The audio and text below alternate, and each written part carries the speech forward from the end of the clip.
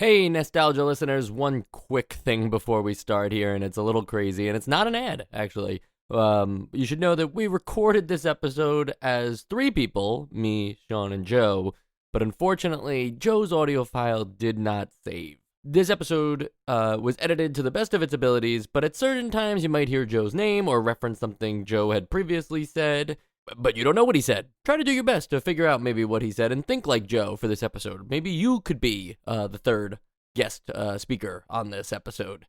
Thank you so much for listening anyway, and hopefully Joe will be back for our next episode. Enjoy the show. Chessmaster, the most powerful chess program in the world today, and the friendliest.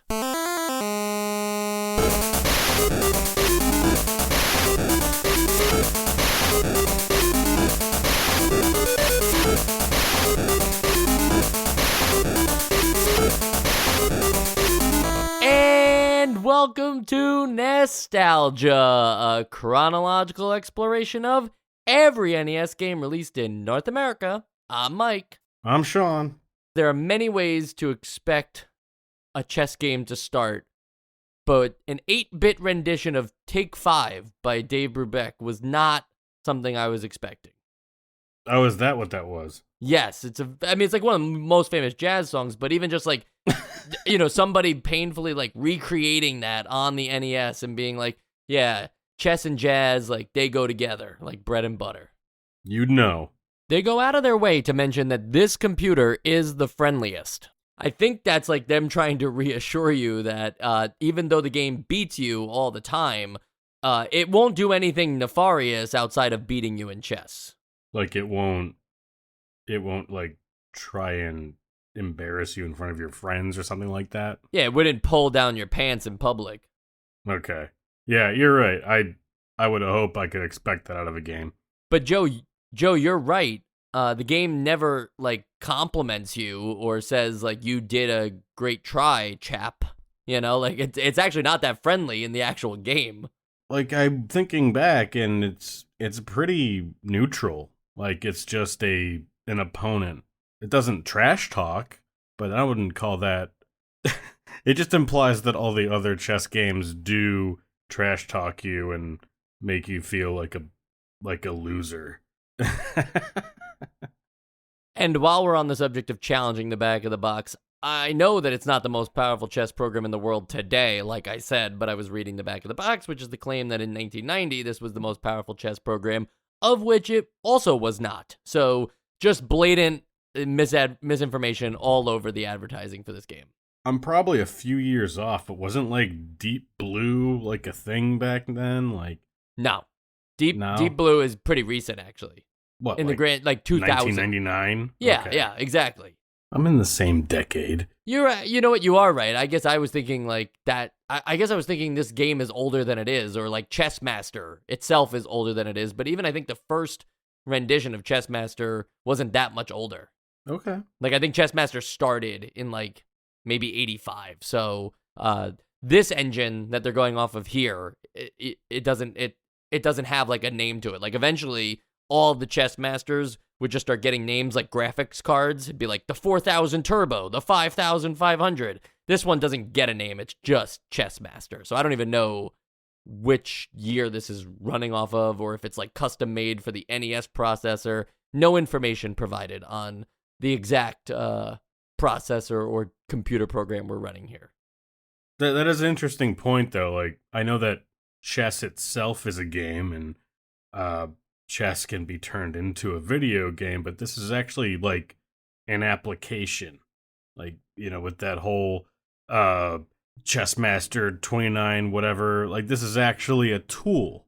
Yeah, and first and foremost, I mean, for those of you that don't know, chess is defined as an abstract strategy game that involves no hidden information. It is played on a chessboard with 64 squares arranged in an 8x8 grid. At the start, each player controls 16 pieces, 1 king, 1 queen, 2 rooks, 2 bishops, 2 knights, and 8 pawns. Player controlling the white pieces moves first, followed by the player controlling the black pieces. The object of the game is to checkmate the opponent's king, whereby the king is under immediate attack in check, and there is no way for it to escape. The reason You I say that, forgot. yes, go ahead. You forgot the part that like when you go to capture a piece, you have to play sort of like a mini running gun like melee. Right. The reason I say that is exactly that reason, is that some might forget that we've already seen another version of, I'm putting quotation marks around it, chess, that made it like video gameized, where the thing I described is like you can play this exact chess experience with tabletop pieces, and you wouldn't really be missing anything other than the computer component of it. This is a faithfully simulated game of chess. There's no like cool battle scenes between the pawns when like one captures another. You don't like watch them fight, or like the other piece explodes. There is no fanfare here. This is maybe what you were saying, Sean, a simulation of the game of chess at its purest. But because it's just chess in video game form, it does pose a little bit of a, like, are we reviewing Chessmaster, the NES game, and its like features, or are we reviewing the game of chess, the one that's been around for like 1,000 years? It's the former, Mike. You know this.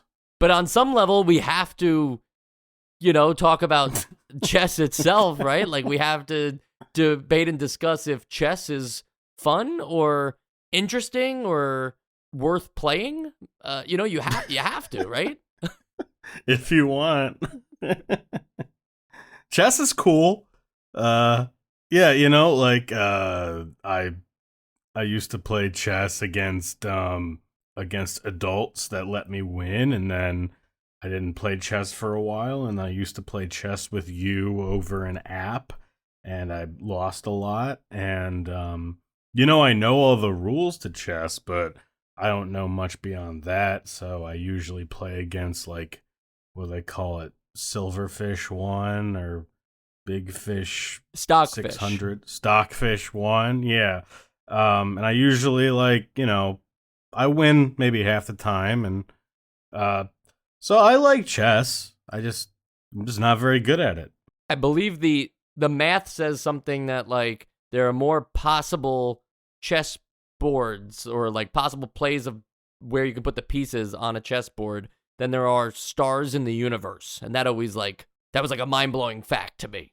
Yeah, the fact that like we're in an age that a computer can like draw a portrait in the style of X while also including elements of Y, and like spit out half a dozen portraits in a couple seconds, and can also write a story about whatever the hell you want it to, and it'll kind of look like a human wrote it. The fact that chess is still not like a solved game is wild.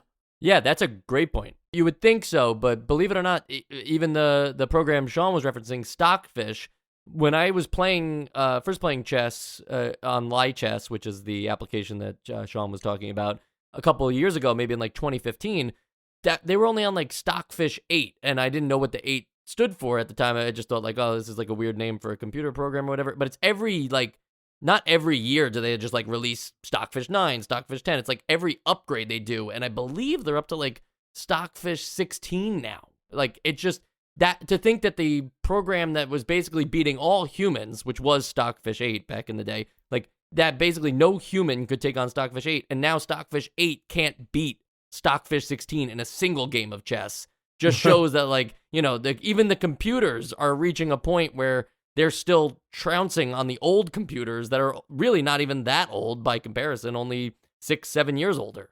But of course, chess does favor the white pieces, the players that go first. And so there is that kind of like, if two great players go against each other, technically like white is favored to win from the very start. And that's why they don't just play one game of chess to decide a winner. So it's like a best of 7 or something?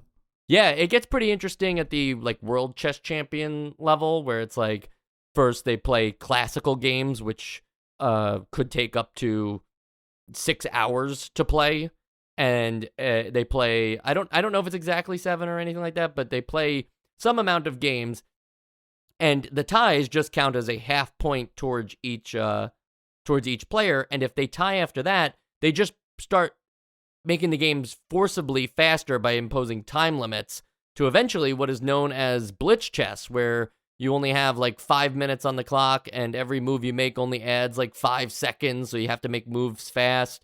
And basically they're just trying to reduce the thinking power of both humans, and this also works for computers. It's pretty cool that you can play Stockfish 1 or Stockfish 16 at a at a speed level, and it will reduce the amount of time it gets to like process its information. And obviously Stockfish 1 will probably make a bad move if you only gave it 5 seconds, but Stockfish 16 will probably still make a very good move.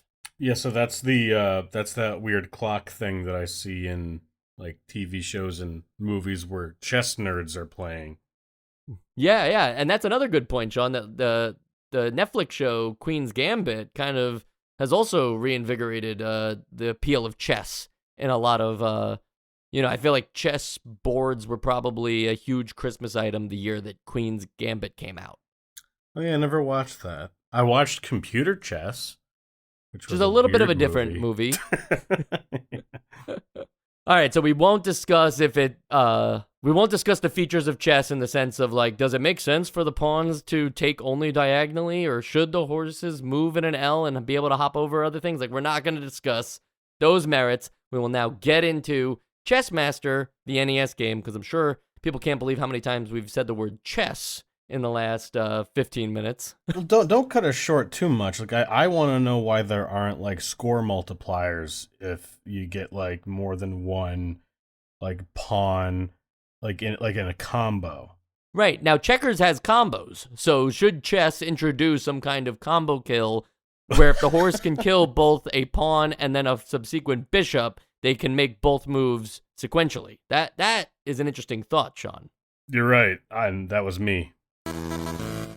There are variants of chess, though. I don't want to, like... So, the variants of chess, like Crazy House, Chess 960, Atomic Chess. Atomic Chess is pretty interesting because that one has, I think, what you're looking for a little bit, Sean, where if you attack another piece, or... I don't... What is the word for that? Take? Yeah, if you take another piece, because it's Atomic Chess...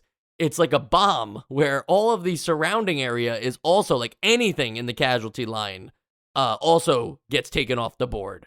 Wow. So a little more strategy to that one because the king is very in danger.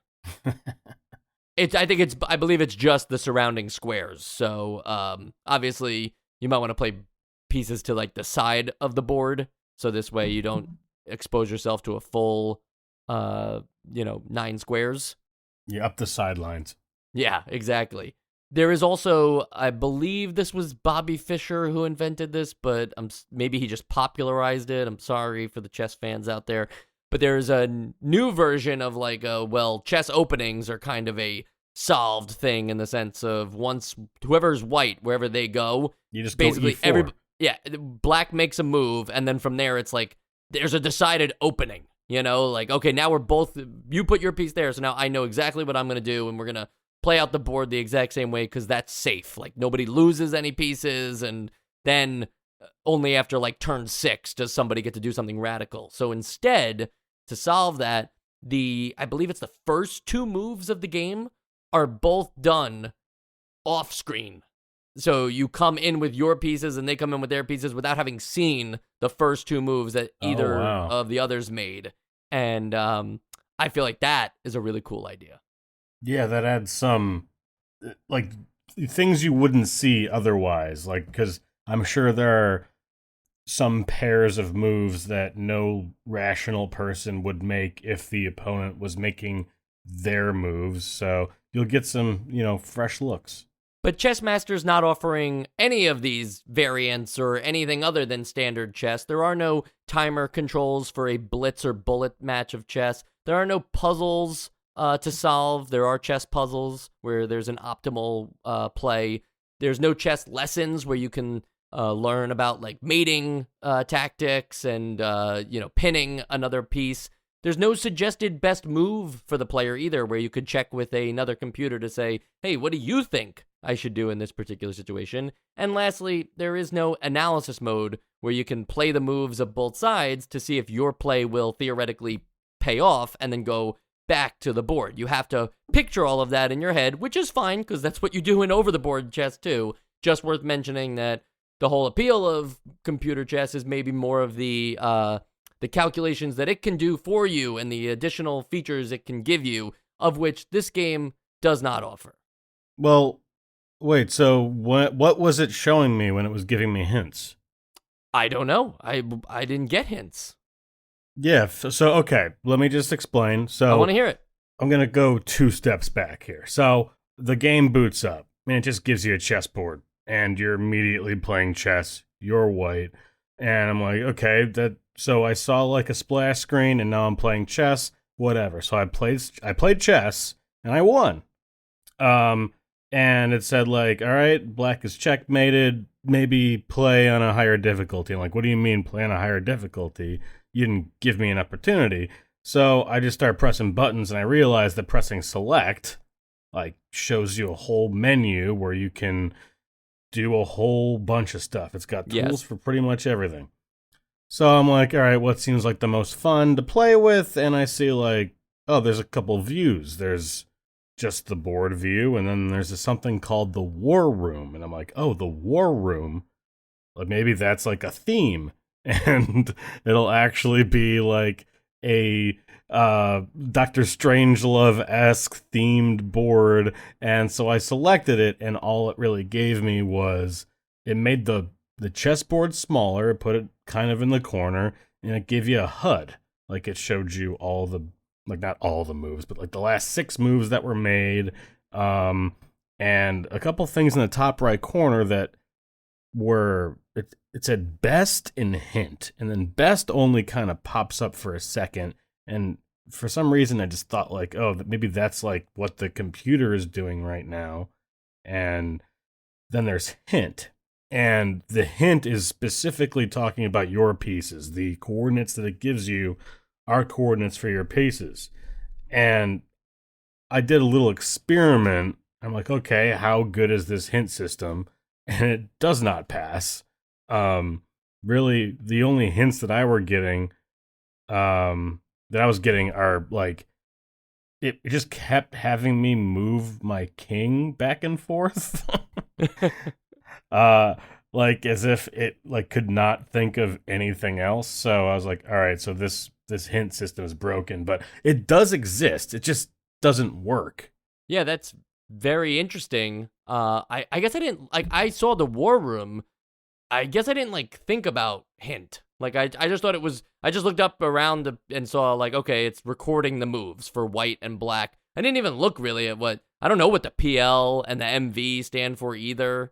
So you're really showing that I didn't spend too much time in the war room here. You're exposing me. I just thought it was like an experiment. Like, what does this hint system do? And it's kind of nothing. Yeah, the full board is much prettier. And while it's cool to have an alternate view that maybe displays some more information, Sean questioning the hint even ability says its practicality. But there's also like, I don't know, in a chess game for computers, even solitaire lets you change the backs of the cards to be something visually appealing. There's no ability to change cosmetic pieces or even board designs. Sure, it's cool to see a little under the hood in the war room with maybe like, oh wow, the computer's processing power and making its best moves and stuff like that or what have you. But this ability to like even decorate the game a little more and add some personality to it, again, just shows you that they're not going for flair here. No. And that was also like, I remember my first, I had a chessboard when I was a kid, and I also had a like computerized, it was like a big heavy computer chessboard where you'd have to like push in where you're putting your pieces so that the computer could do its own thing, but it was all told through physical moves. But the first like software chess thing that I had for Windows, Like there were dozens of different themes, and some of them had animations, and like you'd see the bishop literally club over the pawn, and I could have done for that. Like this is the NES. Yeah, and more importantly, you can't do the select option at the start. You have to enter a game of chess. And then I think what you were getting at is that it's just playing around with the computer's chess abilities inside that menu, whether you want it to be to change its level or to turn on deep thinking or to allow it to know opening moves. Like you're just fiddling around with the actual processing power of your opponent, not like opening up a menu to do other things that aren't relevant to the game of chess that you're currently playing. Now there is an actual feature that you can arrange the board in whatever way you want. Like let's say you just got beat by your chess rival, let's call him Mike, and you were in a situation that like you just wanted to play through a few times. So you can clear the board and place pieces where they were if you have that kind of memory where you can remember a chessboard, which I know some people can have. You can put the pieces where they're supposed to be and then have whatever computer level play against you from that position. And I think that's a great tool. But again, that like it's a tool. It's not like a mode. It's not like the puzzles that you were talking about before, Mike. But I guess it's like the closest I can think something like that being. Yeah, and I would argue there you should put in the manual like famous chess positions or something, like something for them to then use the setup mode to do. Instead, like you said, you have to painstakingly remember or have a secondary source for the boards that you want to create. Now, I do think that the rival situation is a cool idea. That if you were at a chess tournament and you lost and you can remember the position, you take it back here, and now you can replay it again with the computer. Obviously, you could do that on the internet now, but like back then, that would have been fun for like kids in a chess club to go, replay a match that they played with their friend, but now they can play against a computer who can basically think for infinity to come up with the best possible move instead of you, playing around. Or, I mean, I guess that is a way that you could do it, where you're sort of making the computer you. I thought maybe it'd be like you'd play against the computer again and see if you could open your own eyes. Right. But no, right. that sounds like cheating, and I like it.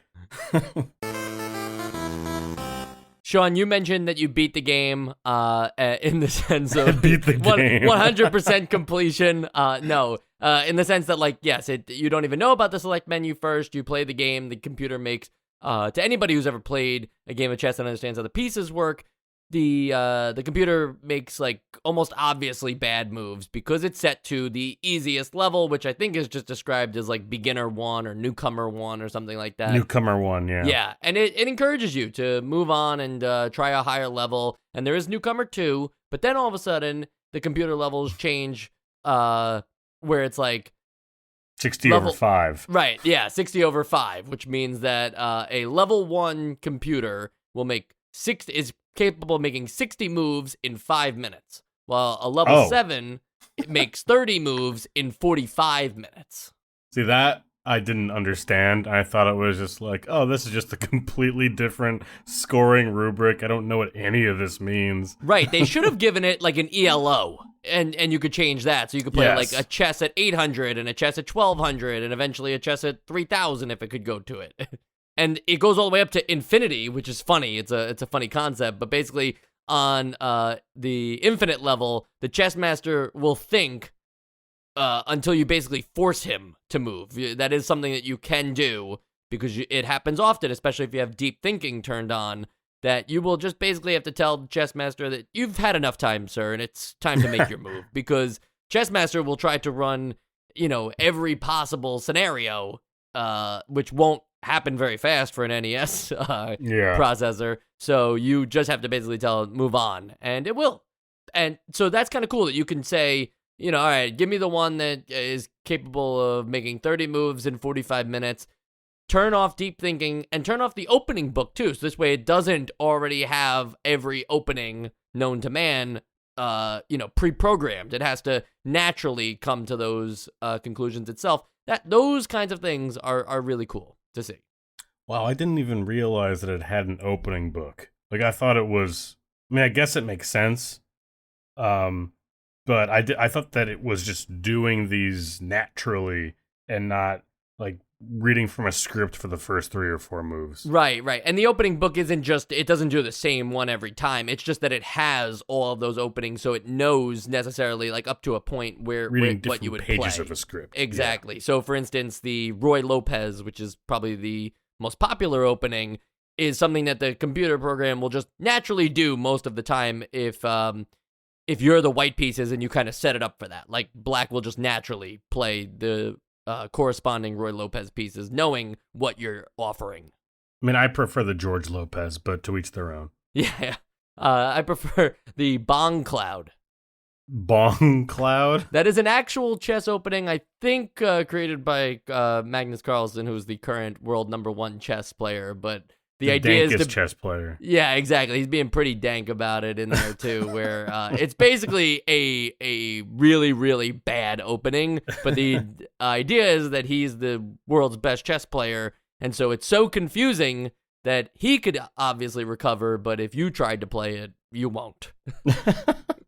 There's also the ability to take back moves and actually take them back, not just like rewind and see how you got to this point and then just fast forward back to where you were. You can actually say, no, we're going to resume from here when I was winning, and just tell the computer that nothing else counted. I think that's good, yeah. Oh yeah, I'm a fan of this mode. I wasn't trying to make it seem like I was making fun of it. I was thinking it's funny that you can tell the computer, like, let's go back to when I was winning. Or losing. Maybe you're a masochist about it. Could you imagine watching, like, you do the checkmate and the computer just starts rewinding and being like, actually, I came up with a better move. Another neat mode in this game is the Solve for Mate, which is a little feature that is good to solve mate in as many as 3 turns. And what that means is that if it's possible to checkmate either the player or the opponent in 3 turns, it will do some calculating and then show you how to do the mate. If it takes even just 4 turns, like 1 extra turn, the computer won't be able to process it. And I wonder if that's actually true for the computer itself, like it doesn't know mates in 4, or if it just I think it's a limitation, self-imposed limitation, because this game, I'm amazed that there's no bugs that we've encountered that just made the game hang, just by virtue of what a computer chess program, how they're made. Like, there's, again, we talked about all the permutations, and there's no point where this breaks. Sometimes it's not great, but it doesn't break. Well, theoretically, though, if you do play at the infinite thing, you have to force it to move, which is great. No, I think it's a great solve, though, too. I actually haven't seen that feature before. For instance, on Lichess, which is like the place, or chess.com even, these computer internet websites now to play chess on, they don't have a feature like that where you tell the computer, like, all right, let's go. Granted, they think fast enough. You don't have to wait for infinity, but it's an interesting feature, nevertheless, to say, I don't want you to have 5 minutes to think about this. I want you to do it right now. Yeah, I think that's got to be just a side effect of having to work with an 8-bit piece of hardware, and it's just not necessary now. And then there's the watch mode, which is a cool thing in theory of watching the computer play itself and setting it at like high difficulties with deep learning and all this stuff, and watching it play just a really high level game of chess. But it'd be a lot better if it could explain why, because it's tough as a human being, not even just as a low-level chess player, but just as a human being, it's tough to understand the rationale for computers that can visualize so many moves ahead and make moves that a human most likely never would. That happens even now when the world's best chess players play computers, is the disadvantage of just seeing moves that at first seem like they're not obvious, but if it turns out in 42 moves they're going to be up by 1 pawn, like something crazy like that. I'm not saying that happens in this game necessarily, but without explanation, it's not really that worthwhile of a mode. Yeah, going back to when like you and I would play on live chess, I really appreciated the analytics where it would sort of run through the game like with, I guess, some auxiliary version of the software, and it's like, oh, here's where I forgot they call it a flub, a blunder. Here's where you made your blunder, and like your odds shifted from like 52% to 31% winning. Like, just having that, like showing that kind of statistical analysis would be cool. But again, NES. Now, it appears I do owe Sean an apology. Maybe we could exchange apologies, because last week you told me that Steven Spielberg didn't direct Indiana Jones, Raiders of the Lost Ark, which is just called Raiders of the Lost Ark. Did you put that disclaimer at the beginning? I didn't. Do you want to say the disclaimer now? Oh, yeah, I do. I say and do dumb shit, but you should expect that by now. Right. And I also said and did some dumb shit, because although the match happened in 1999, what was it, Deep Blue? Yeah. Yeah, Deep Blue was developed at MIT in as early as the same year as Chessmaster 1984. You're goddamn right. So, at least I'm going to own up to it in the actual episode, at least. I had to wait a week for your apology. Well, you didn't tell me I was wrong until after the episd. So, yeah, because you know why? Because Joe sided with you, and I thought that was strange. I was like, oh, Joe knows pretty well. And that is true that George Lucas, I believe, either wrote or produced. He was a producer. Raiders of the Lost Ark.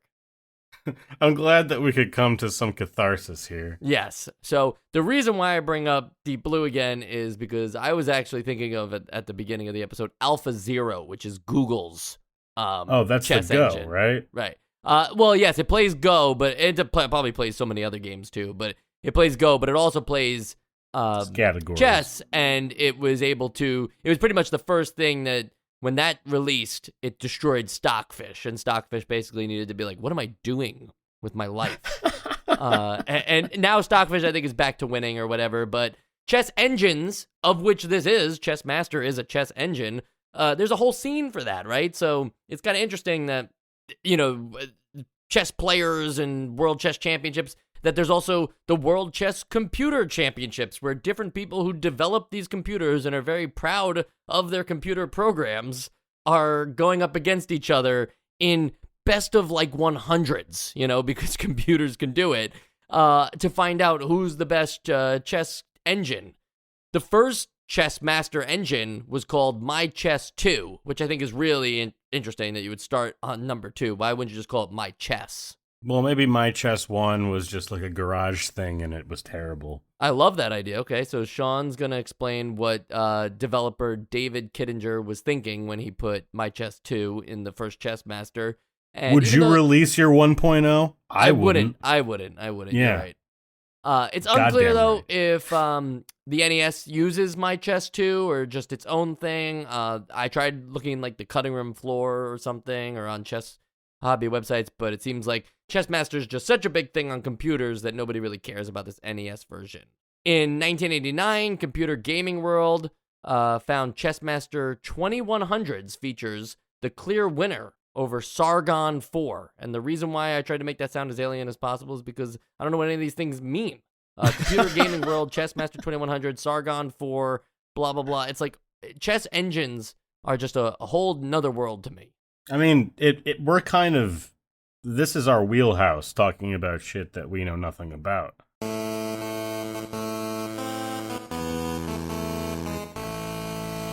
Today, Chessmaster would be absolutely obliterated by engines that we've mentioned, like Stockfish and Alpha Zero.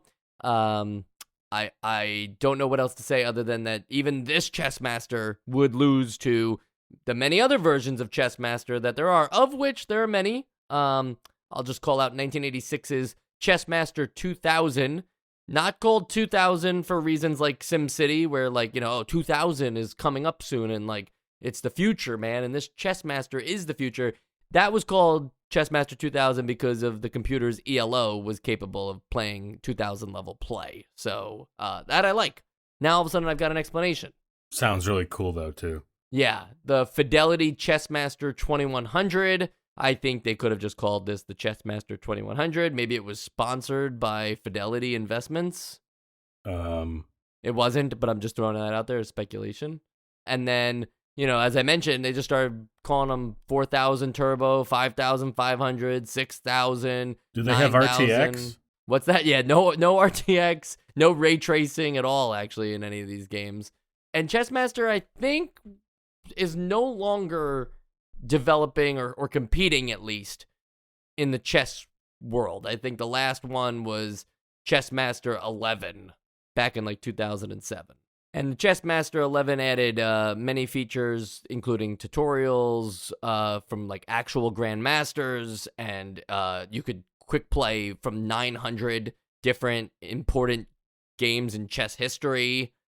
They gave the different computers personalities, so you could play against like somebody who is maybe a more offensive from the very beginning, or somebody who always takes care of their queen, and so on. Oh and so yeah, forth. I saw that on the Wikipedia where they're like all these different fields that you could adjust, and right. Like that's pretty cool. Yeah, so I think it's cool that Chessmaster kept evolving, but as far as I know, we won't see another one on the NES. This is our Chessmaster, and this is our chess game for now, but I think we're going to get other chess games, and technically we've already had another one if you know about that Essential game.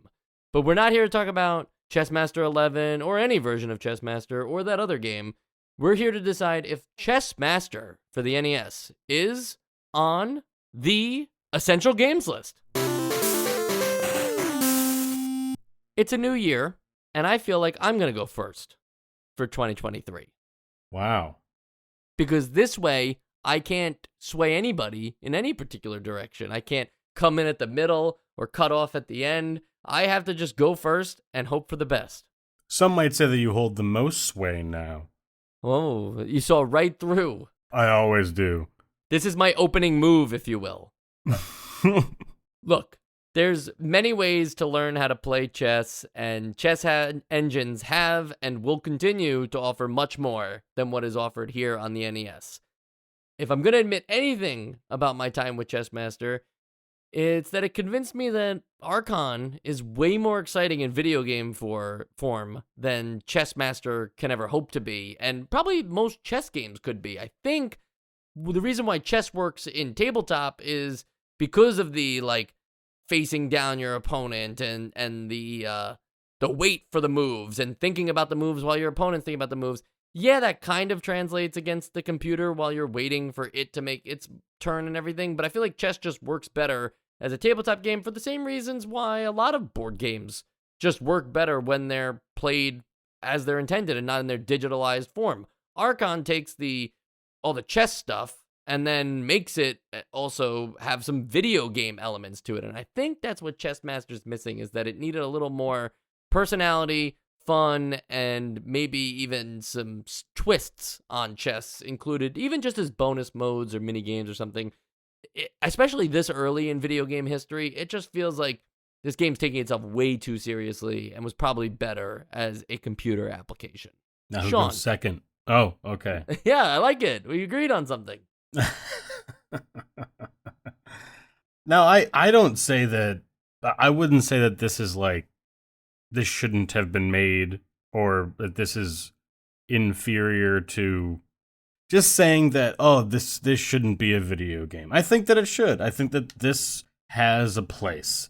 It's a very competent tool set. All those things that we talked about in terms of, set the board up however you want. It's very utilitarian. It's not so much a video game as it is an application. So, but that being said, it's we've already talked about all the other different ways that you can play chess. It's not an essential game, but it was definitely fun to learn about, and I didn't know that something like this would come to the NES anytime soon, or at all. So I'm a no, but I still was intrigued. Yeah, you guys really have no choice there. Just like when you are checkmated in a game of chess, you cannot do anything about it unless you're playing Chessmaster, in which case you just rewind to the point where you weren't being checkmated.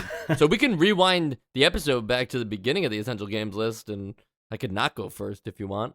All right, everybody that's listening, just rewind this to the beginning of the episode and try again. See where it leads. And if it didn't lead you anywhere good, don't worry. The future of Nostalgia is going to be just fine. We have many more episodes to play through and games to play through. Sorry, episodes you listen to, games we play. But you can play along. That's fine. It's legal. You're allowed to do that. Your votes just don't count towards the Essential Games list. And if you want even more games that aren't necessarily on the NES, but are kind of like the NES because it's the Japanese version of the NES, and it's called the Famicom, we do a show about that too. It's called Nostalgia Bites, and it's available on patreon.com/nostalgia. Don't worry if you're like, well, then how am I going to listen to it? I got to listen to it on a website. No, they have this whole cool thing. They set you up with a feed. You can listen to it anywhere you want, just like you can listen to Nostalgia anywhere you want, including on our website, www.nostalgicast.com. Yes, did you know you could listen right from the website? No mobile phone needed. If you don't have a cell phone, don't explain yourself to me. Just know that we have you figured out too, and you can listen online.